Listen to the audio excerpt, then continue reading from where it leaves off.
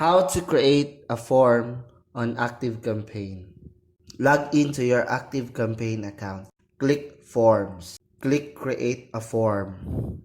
Then start creating your form. Drag and drop fields of your choice. Click Add a custom field to add a field. Select field type. Click Next. Name the field. Click Add.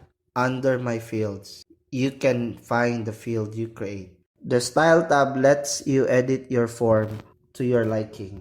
Under Options tab, you can add a link that points your landing page. Click Open URL. Below Open URL, place your landing page URL. When you're happy with the form clicking Integrated, copy the form code and paste it to your website or landing page. Click Save and Exit. To edit the form, click Edit.